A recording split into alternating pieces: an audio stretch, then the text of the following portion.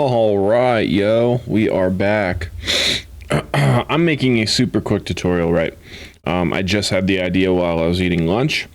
A homie on Twitter tagged me in this tweet. It says, "Something I never understood how artists do is their ability to transform a vocal into a squashed, distorted, but incredibly smooth synth. I realized there is some vocoding and auto-tune involved, but it sounds super clean." Well, he nailed it. There is vocoding and auto-tune involved if you want to do it the best way. And I said, fuck it. I'm going to show you guys how to do it in case this is something that anybody's wanted to. So the best way to go about this is to use your own voice, whether you can sing or not. It really doesn't matter. If you can gently carry a tune, that's probably going to get the job done. So first things first, let me lay out a couple chords so that we can do it to something, you know.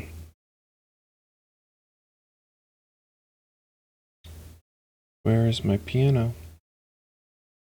This will be fine.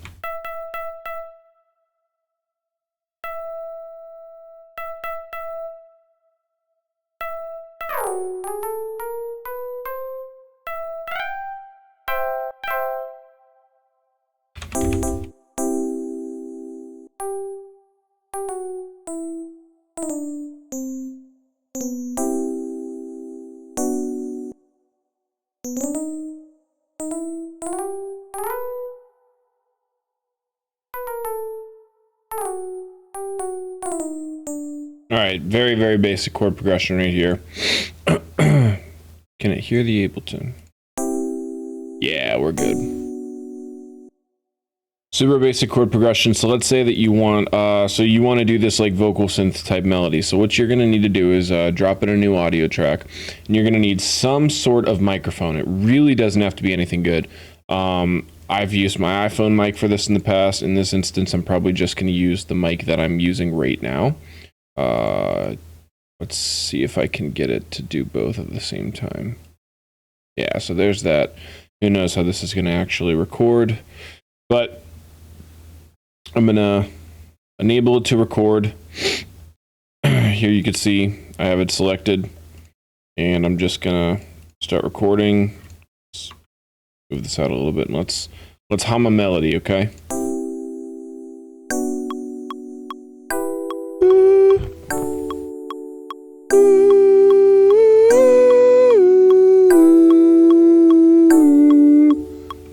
Sounds like shit, whatever, who fucking cares? So, here's our little melody.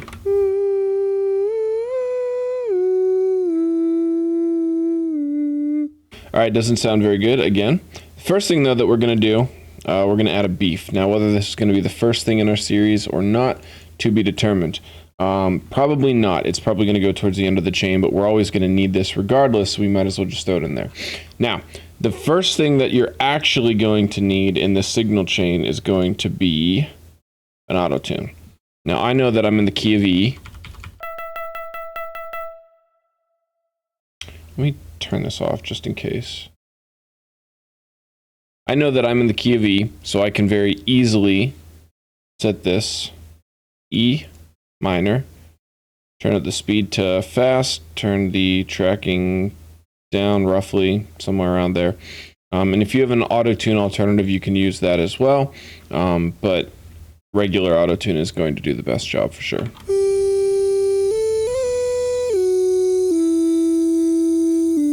A little too Travis Scotty, so I'm just going to turn down the speed, go around 15.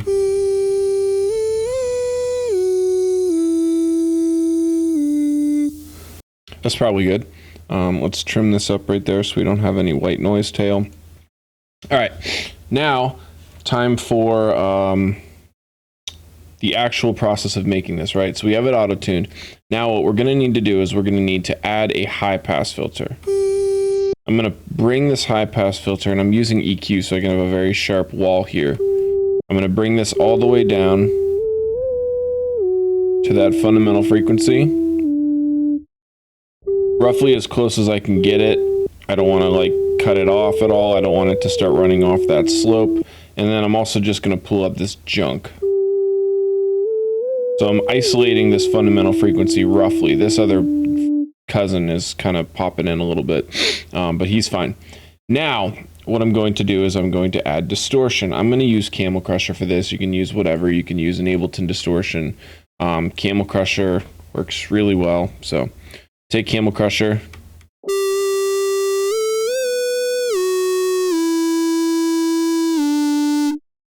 Sounds fine. Explore some presets.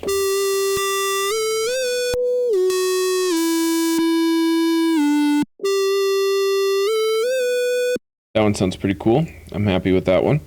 Let me turn this down a little smidge.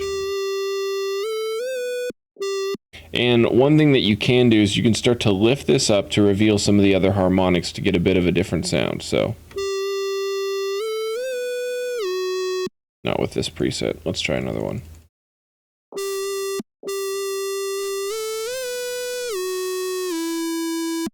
Very subtly different, but it does make a bit of a difference. So, let's leave it like right there for now. And now from here, it's a game of just controlling this.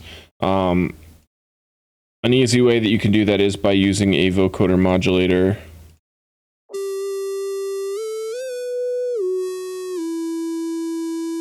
You can make it feel a little bit smoother with that. Also, we can use that EQ to kind of cut some of that shit down there out. Let's try going and adding a soothe. I'm going to just use a preset. We're going to go synth, harsh synth.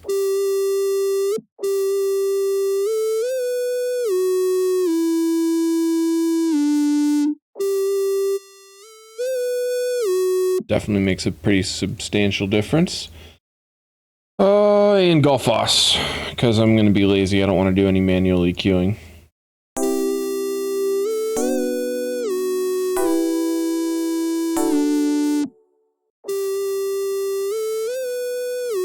Cool, sounds solid. I'm happy with that.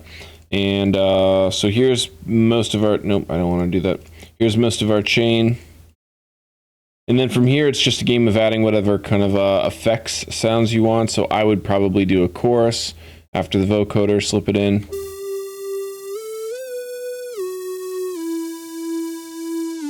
And then a reverb, and then probably an OTT to kind of just sausage that reverb a little bit. Pull this guy down.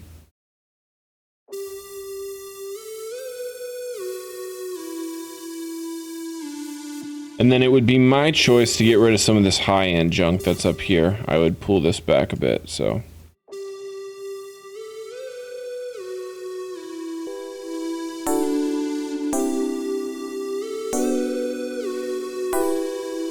And that is the same way that myself and some of these other producers in this video that this guy made did these synths.